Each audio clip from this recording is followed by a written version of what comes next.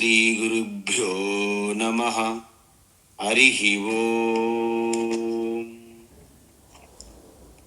వసుదేవసుతం దేవం కంసచానూరమర్దనం దేవకీ పరమానందం కృష్ణం వందే జగద్గురుం. తీర్త్వా మోహార్ణవం హత్వా రాగద్వేషాదిరాక్షసాన్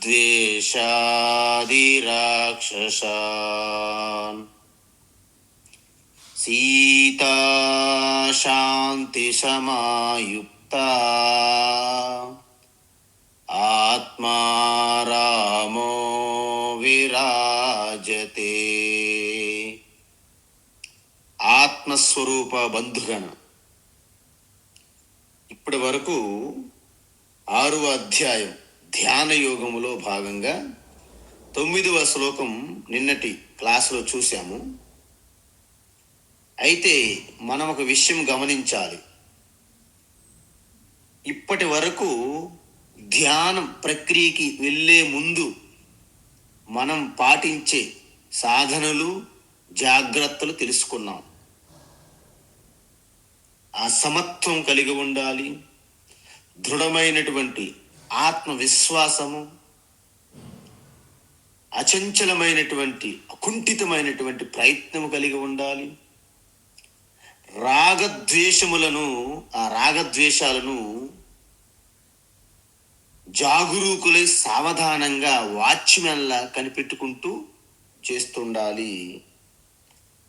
అందువలన మన మనస్సు అనేది ఒక రాయిలాగా, అంటే చెలించకుండా సుఖ దుఃఖే సమేకృత్వా లాభాలాభౌ జయాజయౌ తతో యుద్ధాయ యుజ్యస్వ నైవం పాపమవాప్స్యసి అని చెప్పారు 2వ అధ్యాయం.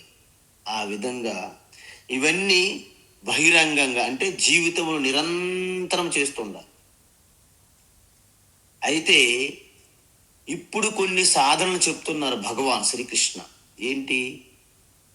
ధ్యానం చేస్తున్న సమయంలో మనం పాటించాలి ఈ సాధనలు. అందుకే వీటికి అంతరంగ సాధనలు అంటారు. ఏమంటారు? అంతరంగ సాధనలు. సో ఈ అంతరంగ సాధనలు అంటే మీకు డౌట్ రావచ్చు, అంటే లోపల బయట ఏముంటాయని. అలాగేం కాదు.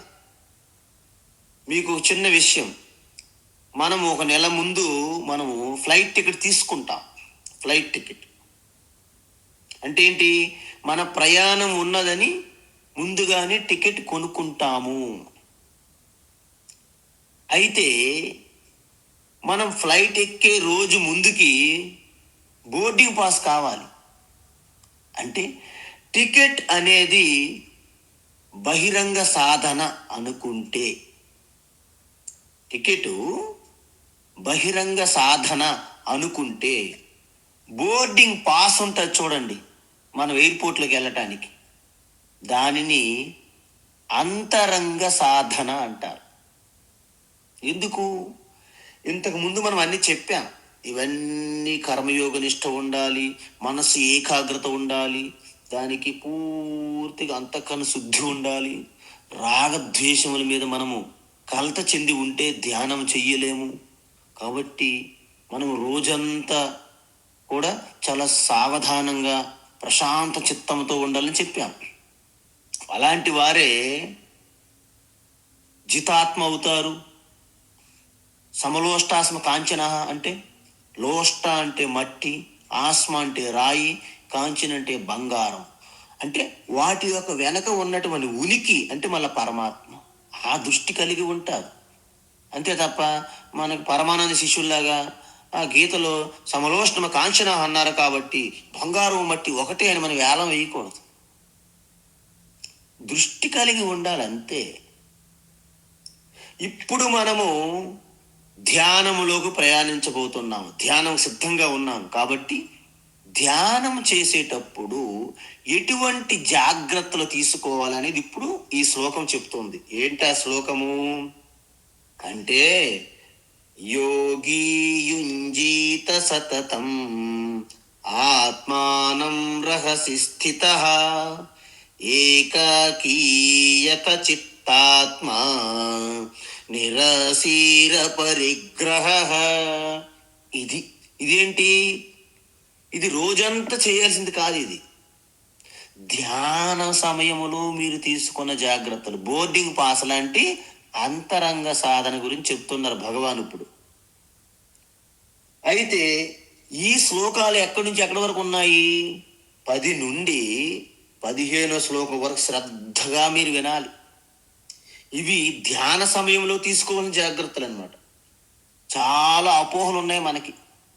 మెడిటేషన్ అంటే ఏదో పొలోమని కోలాటంగా వెళ్ళిపోవడమే తప్ప దాని యొక్క ప్రక్రియ, దాని స్వరూపం తెలియడం లేదు మనకి. ఈ అధ్యాయము మీ జీవితంలో మార్చేస్తుంది. కాబట్టి మీరు చాలా ఏకాగ్రతతో ఈ అధ్యాయాన్ని మీరు చదవాలి, వినాలి. అయితే ఇక్కడ మనకి ఏమంటున్నారంటే, ముఖ్యంగా ఎన్ని ఉన్నప్పటికీ మనము ఆసనము అంటే ధ్యానంలో కూర్చునే ముందు ఇవి పాటించలేదు అనుకోండి, మీకు ధ్యానం యొక్క ఫలితము ఉండదు. ఒకవేళ ఇవి శ్రద్ధగా పాటించి ధ్యానం దగ్గర కూర్చుంటే మీకు అద్భుతమైన రిజల్ట్ కనిపిస్తుంటుంది అన్నమాట. ఎందుకు? ఇది ఆంతరంగిక సాధన. అలా చేయకుండా ధ్యానం అనేది, అమ్మ నాకు ధ్యానం అంటే చాలా ఇష్టం అండి, ఈ జ్ఞానం వద్దు, క్లాసులు ఏంటి, నేను మెడిటేషన్. వాళ్ళు కూర్చుంటారు, గంటల కొద్ది కూర్చుంటాం అంటారు, ఫలితం 0. ఎందుకు? మనము ఎక్సర్సైజుల కోసమని ఒకే దగ్గర ఉన్నటువంటి సైకిల్ తొక్కినట్టు, కర్ర తీసుకుని వెళ్ళి నీటి మీద కొట్టినట్టు పనేం ఉండదు, రోజుల్లో వర్క్ చేసినట్టే ఉంటుంది. అలాంటి మెడిటేషన్ మీరు తప్పు చేయకండి. అయితే భగవాను ఈ అంతరంగిక సాధనలు ఏంటేంటి అంటే, ఆయన ఒక ఆర్డర్లో క్రమబద్ధంలో చెప్పలేదు భగవాన్ శ్రీకృష్ణ. మనమే అవన్నీ వేరుకుంటూ మీకు ఓహో దీని తర్వాత ఇదమ్మా, దీని తర్వాత ఇది నాయన అని మనం చెప్పాలి. అది మనం చెప్తాం, ఎందుకంటే గురువులు మనకు చెప్పున్నారు, గురు పరంపరలో వచ్చింది అది. అందుకే గురుముఖం ద్వారా వినాలని చెప్పడానికి కారణం ఇదే, పదే. ఇంతకీ ఏంటవి? ప్రదేశాన్ని ఎంచుకోవడం అంటే, మనకి ధ్యానానికి అనుకూలమైనటువంటి ప్రదేశం ఒకటి సమస్య. సో దాన్ని జాగ్రత్త తీసుకోవాలి. మరి రెండవది జాగ్రత్త ఏంటి? కాలం, సమయం. ఏ సమయం దానికి అనుకూలమైనది అది తీసుకోవాలి. 3, ఆసనం.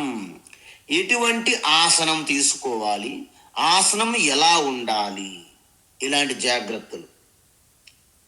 ఆసనం పైన కూర్చునేటప్పుడు మన శరీరం యొక్క స్థితిగతులు ఎలా ఉండాలి, ఇది ఒక జాగ్రత్త. కూర్చున్నాం, అంత బాగానే ఉంది, మన ప్రాణము, మన శ్వాస ఏ విధంగా మనము నడపాలి, శ్వాసను ఏ విధంగా మనము కంట్రోల్ అంటే నియంత్రించాలి, సమానం చెయ్యాలి. 1, 2, 3, 4, 5 అయినాయి ఇప్పటి వరకు. 6, ఇంద్రియ నిగ్రహం. ఎందుకు? మీరు ఎంత స్థిరంగా ఉన్న ఇంద్రియులు బయటికి లాగుతున్నాయి అనుకోండి, మీరు పూర్తిగా లోపలంతా చంచలంగా ఉంటారు. కాబట్టి ఇంద్రియ నిగ్రహం అవసరం. ఎప్పుడు? మీరు ధ్యానంలో కూర్చునేటప్పుడు ఇంద్రియ నిగ్రహం పూర్తిగా మీకు సహాయం చేస్తుంది. తర్వాత మనోనిగ్రహం. ఇవన్నీ కూడా మనస్సుని ప్రశాంతం చేయడానికి ఉపయోగపడాలి. ఇవన్నీ యాక్చువల్లీ చెప్పాలంటే నిజానికి. సో మనోనిగ్రహం. తర్వాత బుద్ధి యొక్క నిశ్చయాత్మక తత్వం అంటే వ్యవసాయాత్మిక బుద్ధి అన్నారు ఇంతకుముందు. అంటే ఏంటి? మీరు ధ్యానం వలన మీకు కలిగే ప్రయోజనము మీ బుద్ధికి పూర్తిగా మీరు నచ్చ చెప్పగలగాలి. పిల్లలకి మనము వాళ్ళ చదువు వలన కలిగే ప్రయోజనం చెప్పకుండా నువ్వు చదువు నీకు ర్యాంకులు రాని, నీకు బిట్స్ పిలాని, నీకు ఐఐటి ఇవి చెప్తుంటారు మన వాళ్ళు తల్లిదండ్రులు. ఎక్కువ మంది కొన్నిసార్లు వింటుంటాను నేను. అలా చెప్తే వాళ్ళు చదవరండి. క్రికెట్ బాగా ఆడుకుంటారు, దాని మీద శ్రద్ధ ఉంటుంది, ఏకాగ్రత ఫుల్గా. వీడియో గేమ్ పట్టుకొని 100% ఏకాగ్రత పిల్లలకి చదవమంటే స్కాటర్ అయిపోద్ది మనసు. ఎందుకు? వీడియో గేమ్ ఆడుతున్నప్పుడు వచ్చే ఆ సుఖం అనే భ్రమ చదువు వలన వస్తున్నది అంతకంటే గొప్పది అనేది వారికి తెలియడం లేదు. అందువలన దాని మీద ఏకాగ్రత పెట్టరు. పిల్లలకి ఒకవేళ నిజంగా నేను చదవడం వలన ఇలాంటి ప్రయోజనం ఉన్నది, దాని దగ్గర వీడియో గేమ్ వలన వచ్చిన సుఖము అస్సలు కనీసం తుచ్చం అని పిల్లలకి మనం గనక అది ప్రొజెక్ట్ చేసి ప్రజెంటేషన్ చేయగలిగితే ఆ పిల్లల నుండి ఋషులు యోగుల్లాగా అద్భుతాలు సృష్టిస్తారు పిల్లలు. కాబట్టి మనం చేస్తున్న తప్పులు మనం గుర్తించాలి. మీ పెద్దోళ్ళు మన వయసులో పెద్దోళ్ళే, కానీ మాత్రము మీరు బుద్ధి మాత్రం గోళీలు ఆడుకునే దగ్గర ఉన్నది, అక్కడ ఉన్నది మార్బుల్స్ దగ్గర. కాబట్టి ఈ యొక్క నిశ్చయాత్మైనటువంటి బుద్ధి ఎన్నైనాయి? 8. ఈ 8 అనేక శ్లోకాల్లో భగవాన్ చెప్పారు. ఒకే శ్లోకంలో అన్ని రావు, మనం ఆర్డర్లో చూద్దాం. ఇంతకీ ఫస్ట్ ఏం చెప్పారు? ప్రదేశము అంటే ఏ ప్రదేశంలో ధ్యానం చెయ్యాలి. మీరు ఇప్పుడు గుర్తిస్తే బయట జరుగుతున్నటువంటి మెడిటేషన్ క్యాంపుల యొక్క తీరు మీరు ఎండగడతారు. ఎంత తప్పుదారులు తీసుకెళ్ళిపోతున్నారా అంటే, శ్రీకృష్ణ చెప్పింది, పతంజలి మహర్షి చెప్పిన దానికంటే విరుద్ధంగా జరుగుతున్నాయి బయట ఇప్పుడు మెడిటేషన్ క్యాంపులు. మెడిటేషన్ అంటే ఏదో beautiful word, mouthful word, beautiful word, మిఠా ప్రతి ఓరు మెడిటేషన్ ప్రపంచవ్యాప్తంగా మంచి ప్రసిద్ధి. కానీ దాని యొక్క రహస్యము, యథార్థ తత్వం ఎవ్వరికి పాటించట్లేదు బయట. ఇప్పుడు మీరు చూడండి, ఇదా నిజమా అనిపిస్తుంది మీకు. మొట్టమొదటి మనం చూస్తున్నాం ఏంటి? ప్రదేశం.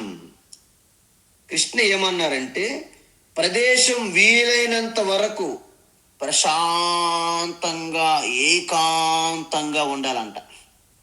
ఏకాంత ప్రదేశం అంటే మీరు ఉన్న ప్రదేశంలో ఎటువంటి సౌండ్లు కానీ, ఎటువంటి రైలు పొంగాలు అంటారు, ఎటువంటి మాస్కుల నుంచి వచ్చినటువంటి అవి శబ్దాలు కానీ, టెంపుల్ నుంచి వచ్చిన శబ్దాలు కానీ, ఇంకా జనసంచారం, మార్కెట్ ఇలాంటివి స్టార్ట్ అవ్వక ముందు కానీ, వాహనాలు అలాగ వెళ్తూ అలాంటి శబ్దాలు కానీ, ఇవేవి కుక్కల అరుపులు కానీ, ఈవెన్ కుక్కలు కూడాను వాటికి మనం ఎప్పుడు ధ్యానం చేస్తామా అనుకున్న సమయంలో అవి అరుస్తుంటాయి అక్కడ. పాపం ఆ కనెక్షన్ మరి అంతే, మన ప్రారంభం అది. సో ఇలాంటి డిస్టర్బెన్స్ లేనటువంటి ప్రశాంత నిర్మానుష్యం ఉన్నటువంటి ప్రదేశాన్ని మీరు ఎంచుకోవాలంట. ఓకేనా? అయితే అందుకే వీలైనంత వరకు లేకుండా, ఒకవేళ ఉన్న తక్కువగా ఉన్నటువంటి శబ్దం డిస్టర్బెన్స్ ఉండే ప్రదేశాన్ని ఎంచుకోవాలి. అయితే ఓకే, మంచి ప్రదేశాన్ని ఎంచుకున్నాం స్వామీజీ, మా ఫ్రెండ్స్ మా ఫ్యామిలీ అంతా మేము పిక్నిక్ వెళ్ళినట్టు చేసుకోవచ్చా? నో, వద్దు. ఏమంటున్నారు? ఏకాకి, కేవలం ఒక్కరు ఒంటరిగా మాత్రమే ధ్యానం చేయాలని చెప్తున్నారు భగవాన్ శ్రీకృష్ణ. ధ్యానం ఒంటరిగా మాత్రమే చెయ్యాలి. నలుగురితో కలిసి చేస్తే వారిలో ఉన్న మాట కలపవచ్చు. ఒకవేళ కలపలేదనుకోండి, వారిలో కలుగుతున్న భావనలు, సంకల్పాలు, వాటి ప్రభావము ఇద్దరు కలిస్తేనే ధ్యానంకి అసలు అది సరైన అనువైనటువంటి ఇది కాదు, పరిస్థితి కాదు అంటారు జ్ఞానులు, మహాత్ములు. మనమే వందల మంది హాల్లో పెట్టేసి వీళ్ళు మన కమాన్లో పెడతారు చూడండి, మేకలు గొర్రెలు అలా పెట్టేస్తున్నారు ఇప్పుడు. ఏమంటే మెడిటేషన్ క్యాంపుల పేరుతో. అందువలన ఈ విధంగా ఒంటరిగా చెయ్యాలి. అంటే మీరు చేస్తున్నారు అనుకోండి, మీ పిల్లలకు కానీ, మీ భర్తకు కానీ, ఫ్రెండ్స్కి కానీ ఎవరికి తెలియకూడదు. మీరు చేసేటప్పుడు ఒంటరిగా, మీ భార్యకి కానీ మీ పిల్లలకు కానీ ఎవ్వరికి తెలియకూడదు. మీరు ఒంటరిగా ఉండి చెయ్యాలి. అమెరికాలో ఇలాగ చెప్పారు స్వామి చిన్మయానంద్. అమెరికా వాళ్ళు కొంచెం లాజికల్గా ఉంటారు, మీకు తెలుసు కదా. లాజిక్ అంటే ఏమి లాజిక్ లేదు, డాంకీ లాజిక్ అంటారు దాన్ని, డాంకీ లాజిక్. ఏంటో లాజిక్ అంటే, మిస్టర్ స్వామి ఏకాకిగా ఒంటరిగా ఎందుకు, మేము ఫ్రెండ్స్ అనమాట, అంటే బాయ్ ఫ్రెండ్ గర్ల్ ఫ్రెండ్స్, మేమిద్దరం కలిసి ధ్యానం చేస్తాము, ఇంకా బాగుంటుంది కదా, ఇద్దరు ధ్యానం కలిసి తొందరగా మాకు ధ్యానం అవుతుంది కదా, మెడిటేషన్ అన్నారంట ఇద్దరు వచ్చి. ఒక లేడీ ఒక జెంట్ ఇద్దరు వచ్చి, వాళ్ళు ఫ్రెండ్స్ అనమాట, యూనివర్సిటీ ఫ్రెండ్స్. అయితే మీరు క్షమించాలి, ఇది నాది కాదు, స్వామి చిన్మయానంద డైలాగ్, నన్ను తిట్టుకోవద్దు మీరు. అయితే స్వామి చిన్మయానంద చూసి నవ్వారంట. ఆహా, నువ్వు ఈ లాజిక్ కడుతున్నావా అంటే, ఇద్దరు ధ్యానం చేసి కలిస్తే ఇంకా తొందరగా ధ్యానం పెరుగుతుందని అడిగారు వాళ్ళిద్దరు కలిసి ఫ్రెండ్స్ వచ్చి. అయితే మీరిద్దరూ చెయ్యి పట్టుకొని ఎలా ధ్యానం చేస్తే మీకు ధ్యానం సిద్ధించదు, 9 నెలల తర్వాత ఎవరైనా బిడ్డ పుడతారు అన్నాడంట స్వామీజీ. అందువలన ఈ ధ్యానం చేసేటప్పుడు కంపెనీ ఉండకూడదు. కాబట్టి యజ్ఞయాగం చేసేటప్పుడు మీరు అందరు కలిసి చేయాలి, ధ్యానం చేసేటప్పుడు ఒంటరిగా చెయ్యాలి. ఇది ముఖ్యమైన పాయింట్.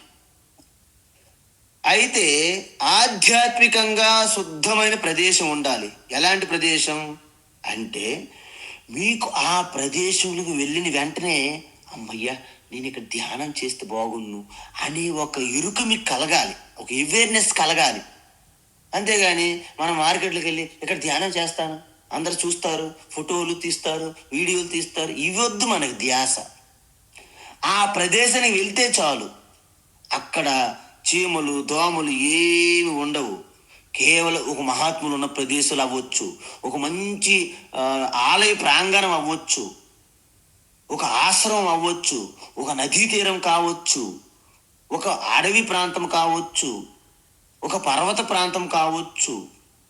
ఏదైనా ఆ ప్రదేశంలోకి మీరు ప్రవేశించిన వెంటనే ఇక్కడ ధ్యానం చేస్తే ఎంత బాగుందో అనే ఫీలింగ్ కలగాలి మీకు, భావన. అయితే స్వామీజీ నేను ఉన్నది ఎక్కడ కూడాను అసలు నాకు అలాంటి ఫీలింగ్ కలిగే ప్రదేశమే కనిపించట్లేదు స్వామి. అయితే మీరు అది ఎలాంటి ప్రదేశమైనా మీరు మార్చుకోవాల్సి ఉంటుంది. అంటే అక్కడ ఏదో ఒక మీకు ఇష్టమైన ప్రేరణ కలిగించే గురువు ఫోటో కానీ, ఒక ఇష్టదేవత హనుమంతుడు, రాముడు, కృష్ణుడు, శంకరుడు, ఎవరో గణేష్, ఏదో ఆదిశక్తి, భవాని, ఏదో ఒకటి, ఒక మహాత్ముల ఫోటో కానీ, ఒక మహాత్ముల విగ్రహం కానీ, లేకపోతే ఆ దేవీ దేవతల యొక్క ఫోటో కానీ, అక్కడ ఒక అగరబత్తులు, ఒక జ్యోతి, ఏదో అలా పెట్టుకుంటే మీరే ఆ ప్రాంతాన్ని అలాగా తీర్చిదిద్దుకున్నట్టు అవుతుంది అనువైన ప్రదేశంగా. అందుకే శంకరాచార్యులు ఏమంటారంటే, మీకు మంచి అనువైనటువంటి గంగా తీరం కానీ, గోదావరి తీరం కానీ, ఇలాంటి నదీ తీర ప్రాంతాల్లో ప్రాతకాలంలో అద్భుతంగా ఉంటుందని చెప్తారనమాట. ఎందుకు ఇక్కడ రెండే చెప్పారు యాక్చువల్గా. ఏంట రెండు? అయితే మీరు ఒకటే సంబంధం పెట్టుకోవాలి, అయితే ఈశ్వరుతో సంబంధం పెట్టుకోవాలి, లేకపోతే గురువు యుగారిని స్మరించడం ద్వారా మీరు సంబంధం పెట్టుకోవచ్చు. ఎందుకు? ఈశ్వరుతో సంబంధం పెట్టుకోవడం వలన అన్ని రాలిపోతాయి ఆలోచనలు, సంకల్పాలు. గురువుని స్మరించడం వలన ఆయన చెప్పే బోధ, ఉపదేశం గుర్తుకు రావాలి. అంతేగాని మీరు భౌతికంగా గురువుని మీరు ఎక్కువగా పెట్టుకోకూడదు సంబంధం. వారి యొక్క జ్ఞానాన్ని, ఆ ఉపదేశాన్ని మీకు గుర్తుకు రావాలి అన్నమాట ధ్యానంలో. అలా చెప్పుకోవడం వలన అది ఆ యొక్క ధ్యానానికి అనువైన ప్రదేశం అది అవుతుంది. తరువాత కాలం రెండోది. ఇప్పుడు మనము ఇంతవరకు ప్రదేశాన్ని చూసాం. ఇప్పుడు కాలం ఏమంటుందంటే, ధ్యానం చేసేటప్పుడు ఏ కాలంలో చెయ్యాలి అన్నారు. అయితే దీన్ని శ్రీకృష్ణ పరమాత్మ ఏమంటున్నారంటే, మనం ప్రత్యేకమైన కాలం అంటూ ఏమైనా చెప్పలేదు యాక్చువల్ చెప్పాలంటే, కానీ మనమే దాన్ని నిర్ణయించుకోవాలి. ఎందుకు? ప్రాతకాలంలో మనం ఎంచుకుంటే మంచిది. ఎందుకు అంటే, నిన్నటి బెంగలు, ఆందోళనలు, అలజడులన్నీ నిద్రలో వాటి స్పీడ్ బాగా తగ్గిందనమాట. అంటే కదులుతున్న కొండని ఒక దగ్గర అలా ఉంచేశారనుకోండి, నీరు ఎలాగైతే సెటిల్ అవుతుందో అలాగా మనస్సు యొక్క ఈ బెంగలు కలతలు అలాగ తగ్గుతాయి. ఇంకా ఈవేళ బెంగలు ఆందోళన ఇంక స్టార్ట్ అవ్వలేదు సుమా, అంటే ఇంక స్టార్ట్ అవ్వలేదు, నిన్నటివి బాగా తగ్గిపోయినాయి. అలాంటప్పుడు మనస్సు మీకు ధ్యానం మీద దృష్టి పెట్టడానికి అనువైనటువంటి సమయం. ఎందుకు? మీరు పూర్తిగా నిద్రలో మీకు తాత్కాలికంగా ఉపశమనం కలిగింది, లేవగానే కొత్త సమస్యలు ఇంకా తలెత్తవు, ఇంక వస్తాయి, స్టార్ట్ అవుతాయి. అవి టీ కాఫీ టిఫిన్తో వస్తుంటాయి వరాసుగా ఆ యొక్క సమస్యలు బాధ్యతలు. ఈ మధ్య కాలంలో మీకు కొంత రెస్ట్ పీరియడ్ ఉంటుందన్నమాట. లేచిన వెంటనే ఇంకా మన వ్యవహారంలోకి వెళ్ళే ముందు ఒక చిన్న గ్యాప్ ఉంటుందన్నమాట.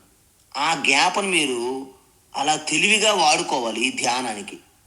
అలా లేకుండా లేచిన వెంటనే బెడ్ కాఫీ, న్యూస్ పేపర్ వచ్చిందా, ఇవి పెట్టేసుకున్నారు అనుకోండి, ఇక మీరు అవుట్. అందుకే న్యూస్ పేపర్ ఎప్పుడు కూడా టీ కాఫీ అంటే 7 గంటల తర్వాత పెట్టుకోవాలి తప్ప 7 లోపు ఎవరైనా సరే న్యూస్ పేపర్ చదివారా మీరు అవుట్, మీరు ధ్యానానికి పనికి రారు అంతే. ఇది స్పష్టం చెప్పారు. అంటే న్యూస్ పేపర్ అని చెప్పలేదు శ్లోకంలో అని మాకు అర్థమైపోతుంది అనమాట. సో ఈ విధంగా ఎందుకు చెప్పారంటే, కుదిరితే ఒకవేళ మీకు కొంతమంది కుదరదండి, అందువలన కుదరకపోతే మీకు ఏ సమయం అనుకూలంగా డిస్టర్బెన్స్ లేకుండా ప్రశాంతంగా ఉన్నదో ఆ సమయంలో చేసుకోవచ్చు. కానీ చాలామంది బ్రహ్మముహూర్తం ఎందుకు అంటారంటే, ఆ ముహూర్తంలో ఇంక ఏవి వ్యవహారం స్టార్ట్ అవ్వదు. ట్రక్ డ్రైవర్లు, లారీ వాళ్ళు కూడా ఆ 3-4 గంటల సమయంలో పడుకుంటారు ఎక్కడ ఆపి కావాలంటే. దట్ ఈస్ ద బెస్ట్ సమయం అని చెప్పారు తప్ప, నేను బ్రహ్మముహూర్తంలో చేస్తేనే నాకు ధ్యానం బాగా పడుతుంది, మిగతా సమయంలో అక్కర్లేదు. ఇవన్నీ స్తుతి మీకు, అంటే మిమ్మల్ని అడ్వర్టైజ్మెంట్ లాగా మనకి, అంటే బ్రహ్మముహూర్తంలో బాగుంటుంది. కొంతమంది అంటారు పలాయిన 3 గంటల 46 నిమిషములకి అద్భుతాలు జరిగిపోతాయని చెప్తుంటారు వీడియోలు, యూట్యూబ్లు. ఇదంతా కూడా వారి యొక్క వ్యాపారమే తప్ప ప్రతి క్షణము కూడా పరమాత్మ క్షణమే అవుతుంది. దానికి మనం ఏవేవి కలుపుకుంటే అది మనకి దుర్ముహూర్తము, రాహుకాలము, కేతుకాలము. రాహు కేతువు కూడా మీ ఆత్మ చింతనం చేసేటప్పుడు వణుకుతారన్నాడు మీ దగ్గర రావడానికి. నేను ముందే చెప్పాను మీకు, సర్వము సంకల్పాలు త్యాగము చేసి మీ ఆత్మ చింతనలో ఉండే సమయంలో, ఆ సమయంలో చిదానంద రూప శివోహం అనే సహజ సిద్ధంగా కావాలి, యాంత్రికంగా కాదు. ఆ స్థితిలో ఈ సృష్టిలో ఏ శక్తి మీ ముందు రాలేదంట, నిలబడదంట ఆ క్షణంలో. కోర్స్ మీరు ఆ తర్వాత దాని నుంచి జారిపోతారు, మళ్ళీ వ్యవహారంలో పడిపోతారు, మీకు అందరూ కూడా మీ మీద వచ్చి తిరగబడతారు, అది వేరే విషయం. కాబట్టి ఈ బ్రహ్మముహూర్తం అనేది మనకి ఎందుకు పెట్టారంటే, ఆ సమయంలో మనకి అవరోధాలు తక్కువ, డిస్టర్బెన్సెస్ ఉండదు, మనస్సు అనుకూలం ఉన్నటువంటి స్థితి అని. అయితే నేను కొన్ని దగ్గర చూశాను, ధ్యానం చేసేటప్పుడు ఇలాగ పిరమిడ్లు పైనుంచి ఆలాడి తీస్తున్నారు. అలాగా వీళ్ళు మటన్ కొట్టు, అక్కడ ఉంటే చికెన్ మటన్ కొట్లు తలకాయలు ఏలాడి తీస్తున్నట్టు కొంతమంది పిరమిడ్లు ఏలాడిస్తున్నారు. ఏంటమ్మా ఇదంటే, అది ఎనర్జీ అంతా ఒక దగ్గర కాన్సన్ట్రేషన్ అవుతుంది, కాన్సన్ట్రేషన్ అయిన వలన మాకు ధ్యానం సిద్ధిస్తుంది అని చెప్పారు.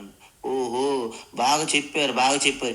ఈ పిరమిడ్ కాన్సెప్ట్ ఎలాగ ఎవరు ప్రవేశపెట్టారో వాళ్ళకి మనము సహస్ర కోటి వందనాలు, నమస్కారాలు. ఎందుకంటే కృష్ణుడు కానీ, పతంజలి కానీ, బుద్ధుడు కానీ, మహర్షులు, యోగులు ఎవరు పిరమిడ్ జోలికి పోలేదు. ఇప్పుడు ఆ పిరమిడ్ అనేది లేనేలేదు మనకి. నేను పిరమిడ్ ఎక్కడ తెలుసుకున్నానంటే, శవాలని పూడ్చి పెట్టడానికి వాడుతున్నటువంటి పిరమిడ్లు ఈజిప్ట్లో తెలుసుకున్నాను, అంతే తప్ప పిరమిడ్ ఎక్కడ లేదండి. ఇదంతా మనము మన యొక్క కల్పనలు, చిత్తము యొక్క కల్పనలు కల్పించకూడదు, అపోహలు. ఒక అమ్మగారు ధ్యానం చేస్తే, అమ్మా నువ్వు ఎంత సమయం చేస్తావంటే, స్వామీజీ ప్రతిరోజు 3 గంటలు కూర్చుంటున్నాను. 3 గంటలు ధ్యానమా? అయితే మీరు పతంజలి మహర్షి కంటే గొప్ప యోగులు అనమాట అన్న. పతంజలి ఎక్కడ, మేము మరి 3 గంటలు ధ్యానం చేయడం మాటలా? అయితే అమ్మగారు పైన ఇలా ఏడాది వేలాడి ఉందన్నమాట పిరమిడ్. ఇలాగ పడుకొని అలాగ నిద్రలోకి వెళ్ళిపోతారనమాట, గాఢ నిద్రలోకి. 3 గంటలు అయిన తర్వాత లేస్తారనమాట. ఎంత సమయం అయిందమ్మా? 3 గంటలు స్వామీజీ. ఒక రోజు ఇలా పడుకొని మెడకాయ పట్టేసింది ఆవిడకి. ఇప్పుడు తల తల పట్టేసింది అనమాట ఒక సైడు. నేను వెళ్ళాను నిజామాబాద్లో, ప్రత్యక్షమైన ఉదాహరణ ఇది. ఇది నేనేం కల్పించట్లేదు, జరిగింది ఇది నా దృష్టిలో, నా సమక్షంలో జరిగింది. అమ్మా, 3 గంటలు ధ్యానం కాదమ్మా అది. ఈ పిరమిడ్ వద్దు, తీసేయండి. తలకాయల ఏలబడ్డం పైనుంచి ఏంటిది, ఇది వ్యాపారం అంతా. ధ్యానం అంటే ఏంటంటే మీరు ప్రయత్నపూర్వకంగా మీ ఆత్మస్థితి నుండి మీరు డిస్టర్బ్ కాకుండా, అంటే మనస్సుకు మీరు సిగ్నల్స్ ఇవ్వాలి, బుద్ధికి మనస్సుకి. అద్భుతమైనటువంటి నీ స్వరూపాన్ని ఇప్పుడు దర్శిస్తున్నాను, మీకు అవకాశం ఇస్తున్నాను, అన్ని తాత్కాలికంగా విడిచిపెట్టి ఇటువైపు దృష్టి పెట్టండి అని మీ మనస్సు మీ బుద్ధి అని మిత్రులకి మీరు నచ్చ చెప్పాలి. మనస్సు బుద్ధి అన్ని విడిచిపెట్టి కేవలం మీ సజెషన్ వింటే అప్పుడు నిర్మానుష్యమైనటువంటి నిశ్శబ్దమైనటువంటి పరమశాంతులు లయమైపోతారు. అప్పుడు రెండోది ఉండదు, ఏకమేవ అద్వితీయం శాంతం శివం అద్వైతం అవుతుంది. అప్పుడు ఆ స్థితిని ధ్యానం అంటారు. అందుకే పతంజలి ఏమన్నారు, ప్రత్యయ ఏకతానత ధ్యానం అంటే ఇంక రెండు ఆలోచన లేదు. శివ, నేను శివ అనే ఒక్క థాట్, ఒక్క ఆలోచన తప్ప మరి రెండోది అని రావడమే లేదు, రెండోది లేదు అసలు, అంతే. దాన్ని ధ్యానం అంటారు. ఈ విధంగా చేస్తే, ఇలాగ చేశారనుకోండి, ఎంతసేపు చెయ్యాలి అనేది చాలా మందికి డౌట్.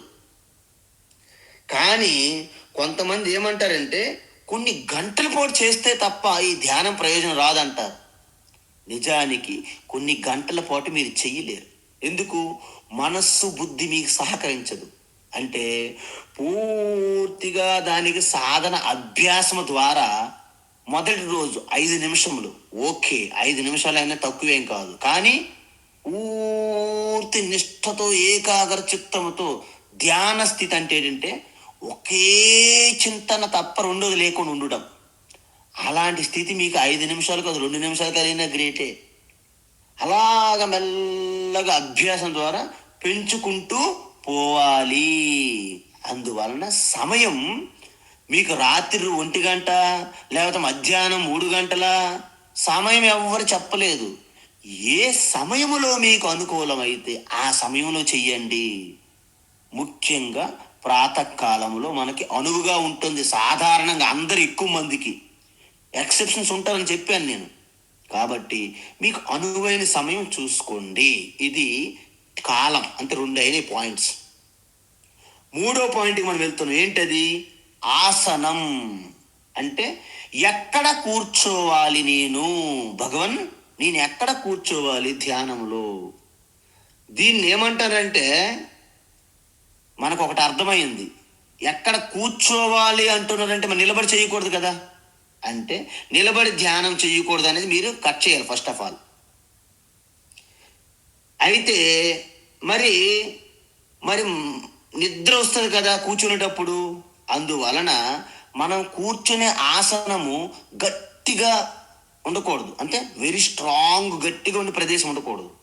అలాగని మనకి సోఫా సెట్ లాగా పైకి కిందకి కుషన్లాగా ఇలా పైకి కిందకి ఊగినట్టు ఉండకూడదు. ఆసనం అనేది మనకి చాలా సాఫిస్ట్గా మీకు అనుకూలంగా అక్కడ కూర్చుంటే మీకు తెలియకుండానే ఒక స్థిరత్వం కలిగేటట్లు ఉండాలి. అందువలన ఈ కూర్చొని ఉంటే కొంతమందికి మోకాలు నొప్పులు ఒకటి, అసలు కాలు వంగవు. జీవితంలో వాళ్ళు ఎప్పుడు కూడాను ఈ యొక్క క్రాస్ లెగ్ అనేది తెలియదు వాళ్ళకి. ఎప్పుడు కుర్చీల మీద లేకపోతే సోఫాల మీద కూర్చోడం అలవాటు కదా. ఈ క్రాస్ లెగ్ వేయండి అంటే వాళ్ళకి ఏం అర్థం కాదు. క్రాస్ లెగ్ అదేంటి అదేంటి అంటుంటారు కొంతమంది. అంటే 2 కాళ్ళు మొడడం చేత కాదు పాపం.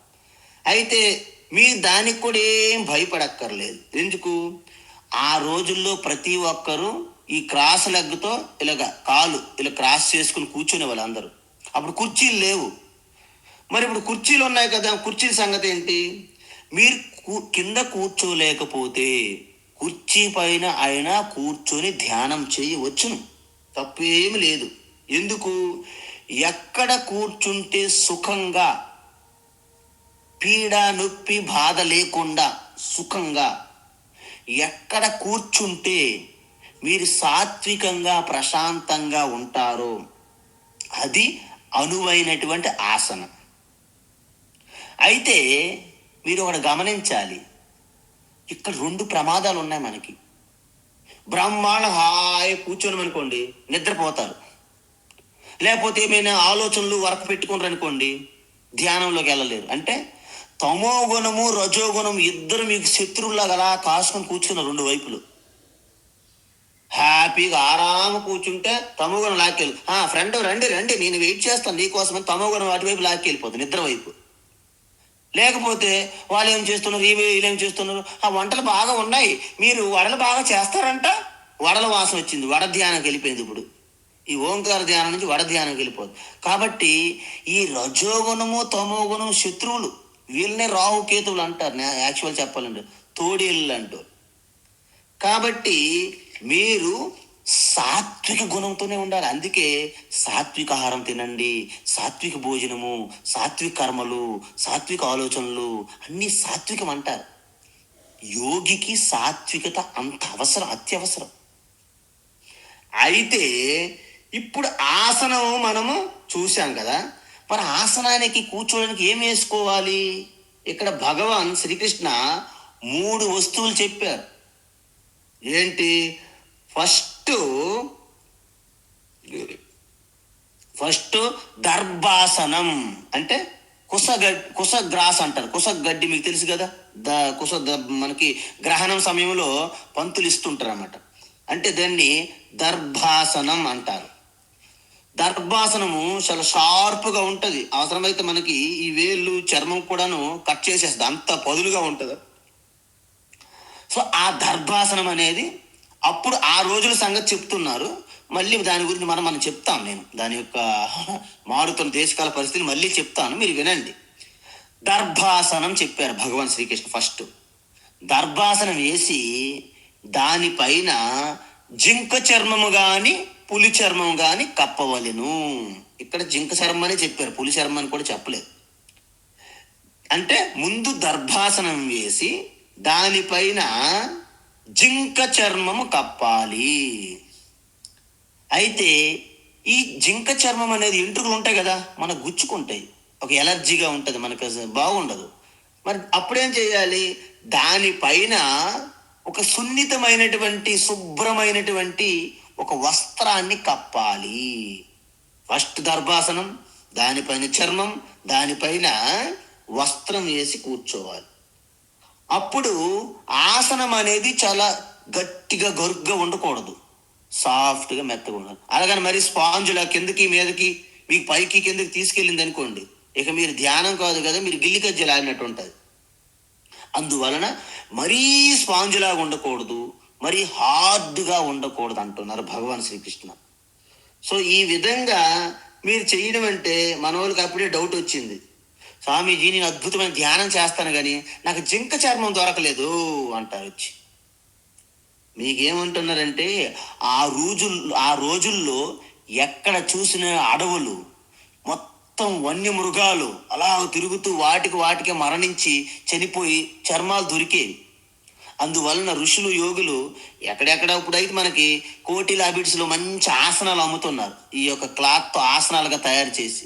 ఇవి అప్పుడు లేవు కదా, ఋషులు యోగులు దొరికేవి కావు ఇవి.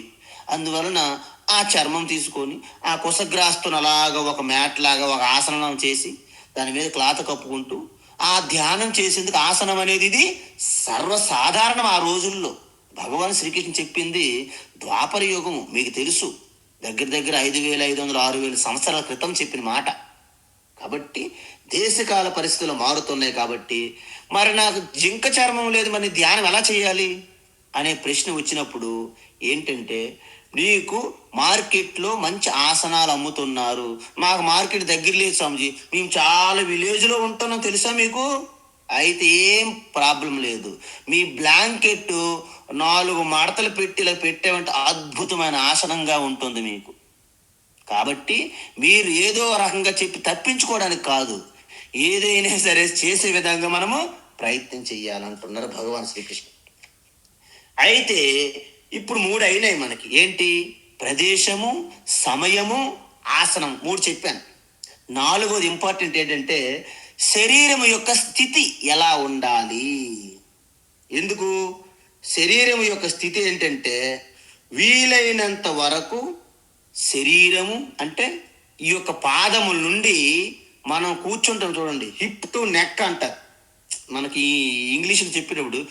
హిప్ టు నెక్ ఇదంతా కూడా కాయము అంటారు, అంటే శరీరము అని అర్థం కూర్చునేటప్పుడు. తర్వాత మెడ, శిరస్సు ఈ 3 నిటారుగా ఉండాలి. ఇది శరీరం యొక్క స్థితి. అయితే స్వామీజీ నేను నిటారుగా ఉంటే నాకు టైం అంతా నేను వేజ్ అయిపోయింది, నా వల్ల కాదన్న. అందువలన వీలైనంత వరకు నిటారుగా ఉండాలి అంటాను నేను. అందుకే ప్రతిరోజు వీలైనంత వరకు ఈ 3 శరీరము, మెడ, శిరస్సు నిటారుగా ఉంచాలి. ఎందుకు? బిగిసిపోయినట్లు ఉండకూడదు మళ్ళీ. అందుకే ప్రశాంతంగా విశ్రాంతిగా అని చెప్తాం చూడండి. అందువలన ఎంత విశ్రాంతిగా ఉంటే అంత మంచిదనమాట. అందువలన మీ యొక్క శ్వాస, మీ రక్త ప్రసరణము చాలా స్పష్టంగా బాగా జరుగుతుంది నిటారుగా ఇలా కూర్చోవడం వలన. బిగిసిపోయినట్లు కాదు, విశ్రాంతిగానే స్థిరంగా కదలకుండా నిటారుగా ఉండాలి. అది శరీరం యొక్క స్థితి ధ్యానం చేసేటప్పుడు. మిగతా సమయాల గురించి చెప్పట్లేదండి, గుర్తుపెట్టుకోండి. 5వది ఏంటంటే ప్రాణం, అంటే ప్రాణము అపానము, శ్వాస యొక్క సామ్య అవస్థ అంటారు దీన్ని. అయితే ఇక్కడ 6వ అధ్యాయంలో ఈ పాయింట్ చెప్పలేదు, కానీ మనం ఇంతకు ముందే చూసి వచ్చాం. 5వ అధ్యాయం ఆఖరులు ఏంటది? స్పర్శాన్ కృత్వా బహిర్బాహ్యాన్ చక్షుశ్చైవాంతరే భ్రువో ప్రాణాపానౌ సమౌ కృత్వా నాసాభ్యంతరచారిణౌ. అంటే తీసుకునే శ్వాస, విడిచిపెట్టే శ్వాస 2 సమంగా ఉండేటట్లు చిన్న ప్రయత్నం చెయ్యాలి. అందువలన ఈ ప్రాణ అపాన వాయువులు ఈ ముక్కు లోపలే నెమ్మదిగా సంచరిస్తూ సమం అయ్యేటట్లు ఒక చిన్న ప్రయత్నం చేయాలి. దాన్నే ప్రాణ వీక్షణం అంటారు. శ్వాస మీద ధ్యాస అలాగే వచ్చింది, విపశ్యన అలాగే వచ్చింది, విపాసన. అందువలన మీ ప్రాణవాయువుని, శ్వాసను ఎవరైతే అలాగ గమనిస్తుంటారో, అందుకే మన ధ్యానంలో ఇవన్నీ చెప్తాను. ఎక్కడి నుండే నేను చెప్తున్న రోజు ధ్యానంలో నేను ఎక్కడి నుంచో తీసుకురాలేదు ఐడియాస్. 6వ అధ్యాయమే మొత్తం మనకి ఆధారము, గైడు. అందువలన ఎందుకంటే శ్వాస సరిగ్గా లేదనుకోండి, మనస్సు సరిగ్గా ఉండదు. ఎందుకు? మనస్సు అనేది జ్ఞానశక్తి, శ్వాస అనేది క్రియాశక్తి. ఈ 2ంటికి తల్లి ఒకటే మళ్ళీ మాయాశక్తి. అందుకే రమణ మహర్షి ఏమంటారంటే శాఖయోర్ద్వయీ శక్తి మూలక అంటారన్నమాట. అంటే ఈ శక్తి మూలక ఏంటి? శాఖయో ద్వయ అంటే ఏంటి? ఈ శ్వాస అండ్ మనస్సు. అందుకే ఎప్పుడైతే శ్వాస మీద మీరు ధ్యాస పెట్టారో, పరీక్షించారో, వీక్షించారో, గమనించారో, మనస్సు వచ్చి మీ కాళ్ళ దగ్గర సరెండర్ అవుతుంది. మనస్సు సరెండర్ అయ్యిందా, మీరు విజేతలే, అయిపోయింది, విన్ ఆల్రెడీ. అప్పుడేంటి? నాకౌట్ అంటారు. గేమ్ నాకౌట్ అని తెలుసా? రింగ్లో మనకి బ్రూస్లీ నాకౌట్ చేశాడు మైక్ టైసన్. అంటే ఒకే షాట్, మరి 2వ షాట్ ఆవిడ కొట్టడం అయిపోయింది పని. ఆ నాకౌట్లోకి మీరు వెళ్ళాలంటే మనసుని మీరు నాకౌట్ చేయాలి. మనసుని నాకౌట్ చేయాలంటే ప్రాణముని మీరు పట్టుకోవాలి, శ్వాసని. దీన్ని మనస్సు నాకౌట్ గేమ్ అంటారు. ఈ విధంగా చేసినప్పుడు మీకు పూర్తిగా మనస్సు సరెండర్ అయిపోతుంది. Master tell me what can I do for you? ఎవరంటారు? మీ మనసు అడుగుతుంది అలాగా. Okay, thank you my best servant. Keep quiet, don't think anything else other than meditation అని చెప్పాలి మీరు మీ మనసుకి.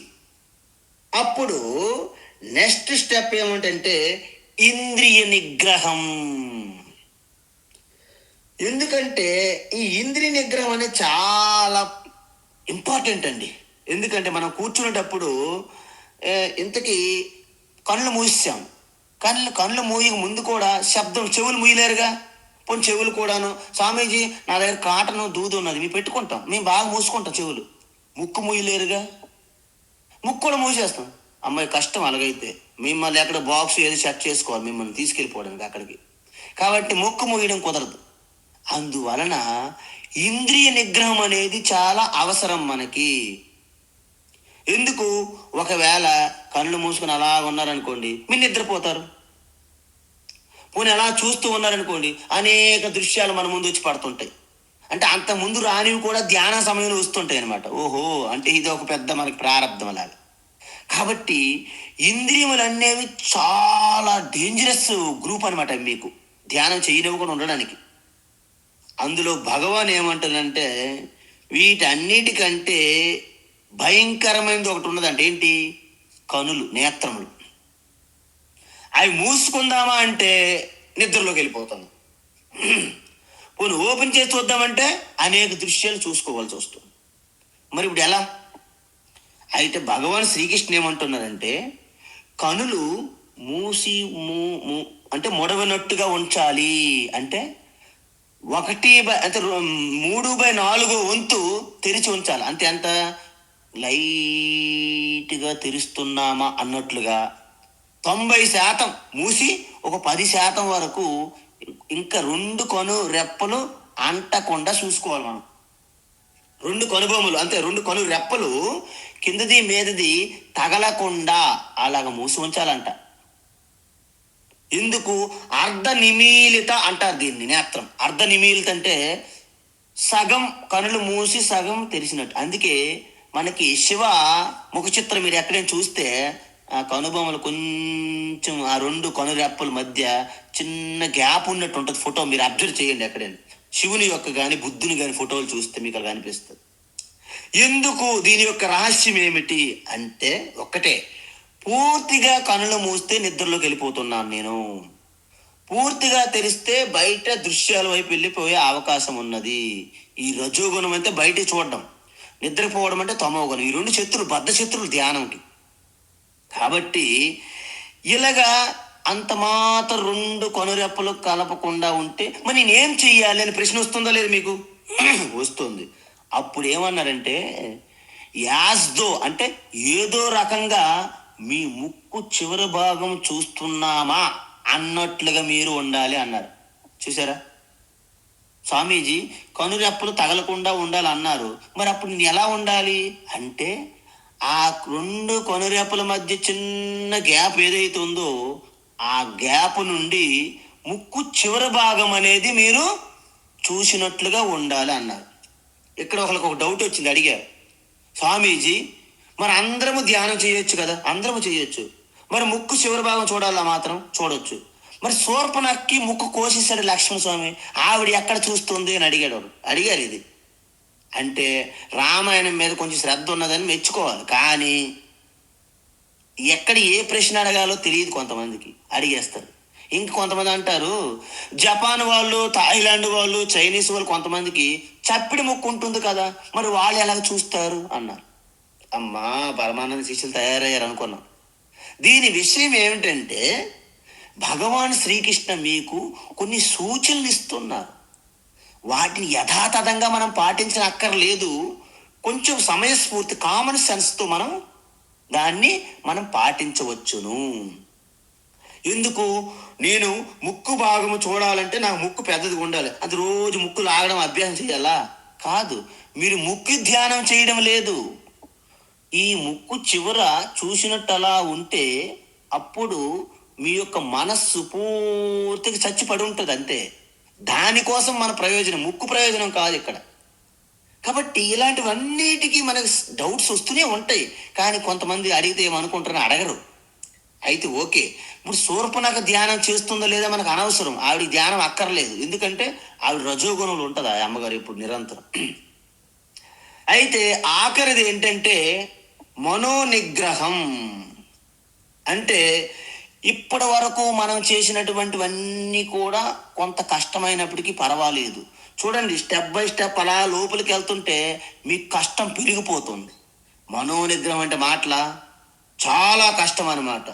ఎందుకంటే నేను చాలా కష్టపడి మనసును నిగ్రహించుకోవడము ఒక్క నిమిషం కూడా ఉండదు. మనసు ఎక్కడికో లాగేస్తుంది. క్లాస్ వింటుంటారు, మనసు ఉండదు అక్కడ. అందువలన 15 నిమిషాలు మీరు వేసే ఇంతవరకు మీరు జీవించేటువంటి బాధ్యతలు, పాత్రలు, అనేక పాత్రలు ఉంటాయి. తల్లి పాత్ర, కూతురు పాత్ర, భార్య పాత్ర, భర్త పాత్ర, మళ్ళా స్కూల్ టీచరు, డాక్టరు, ఎన్ని పాత్రలు వేసి ఉంటారు మీ జీవితంలో. ఇవన్నీ కూడా తీసేసి కేవలము మానసికంగా మీరు సన్యాసులు అయిపోవాలి. ఆ సమయంలో వెంటనే మీ బుద్ధికి, మీ గురువుకి, మీ బుద్ధికి, మీ మనసుకి చెప్పాలి, కాస్త ఈ అల్ప సమయం నాకు రెస్ట్ ఇవ్వండి. ఎందుకు? మీరు ఇంపార్టెంట్, ముఖ్యమైన వ్యక్తులతో మీరు మాట్లాడుతున్నారు అనుకోండి, మూడో వ్యక్తి వచ్చాడు అనుకోండి, మీరేమంటారు? కాసేపు బయట కూర్చోండి, కాసేపు బయట కూర్చోండి. డోర్ వేసి లోపల రానివ్వరు. ఎందుకు? పర్సనల్ డీటెయిల్స్ మాట్లాడుతున్నారు, చాలా ఇంపార్టెంట్ మ్యాటర్స్, ఆఫీస్ మ్యాటర్స్. ఈ ధ్యానం కూడా మీకు ఆఫీస్ మ్యాటర్స్ లాంటివి. అందువలన మనసు బుద్ధికి ఏం చెప్తారంటే, ఇప్పుడు పర్సనల్ మీటింగ్ మనకు జరుగుతుంది, ధ్యానము, కాసేపు మీరు వెయిట్ చేయండి అని అన్నింటినీ తాత్కాలిక బంద్ చేసుకోవాలి మీరు. అప్పుడు బంద్ అయితే చేసుకున్నాం, కానీ ఏదో ఒకటి లేకపోతే, మాకు ఆ కనెక్షన్ లేకపోతే నాకు అవదు స్వామి. అయితే మీ బంధం అనేది ఈశ్వరుడి మీద పెట్టుకోండి. అందుకే చెప్పాను మీకు, ఈశ్వరునితోనో కానీ గురువుతో కానీ బంధం పెట్టుకోవచ్చు. బంధం అంటే ఎలాగా? ఫిజికల్ బంధం ఏమి లేదు ఇక్కడ, ఫిజికల్ రిలేషన్ ఏమి ఉండదు.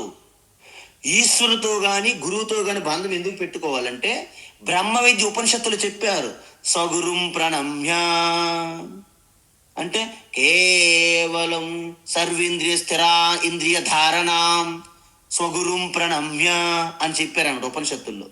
అంటే గురువుని స్మరించుకోవడము, లేకపోతే ఈశ్వరుని స్మరించుకోవడము. అయితే మీరు 2 పాత్రలుగానే ఉండాలి అక్కడ.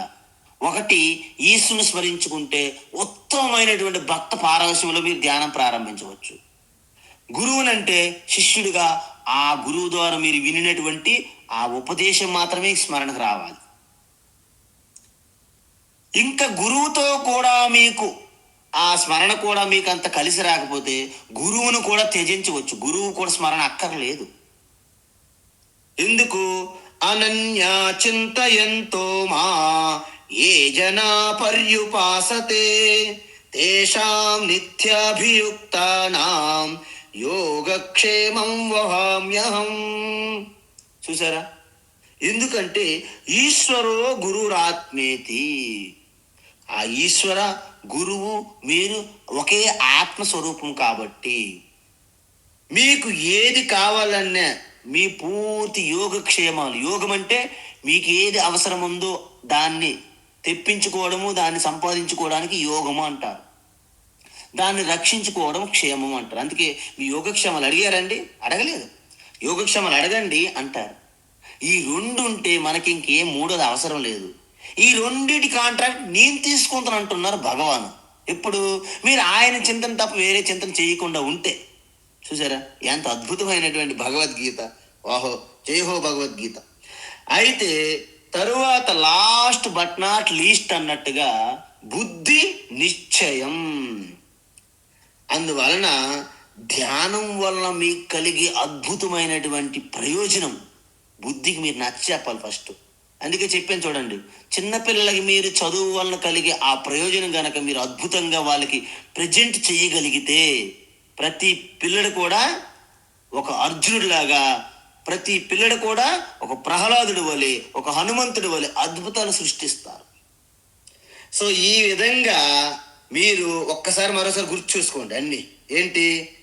అనువైన ప్రదేశము, అనువైన సమయము, అనువైన ఆసనములో కూర్చొని ఇంద్రియాలను, మనస్సును నియంత్రించి బుద్ధికి ఆ ధ్యానం వలన కలిగే అద్భుతాలని మీరు నచ్చజెప్పిన రోజున యు ఆర్ కంప్లీట్లీ అద్భుతమైనటువంటి మహాయోగులు, యోగినులుగా మీరే మారిపోతారు. మీరు ఎప్పుడు కూడా ఎంతకాలం పాటు ఇలాగ యోగులు ఫోటోలు, విగ్రహాలు చూస్తూ తిరుగుతారు ప్రదక్షిణలు? మీరు అవ్వండి. అందుకే శ్రీకృష్ణుడు చెప్పాడని ఎంతకాలం చెప్తారు?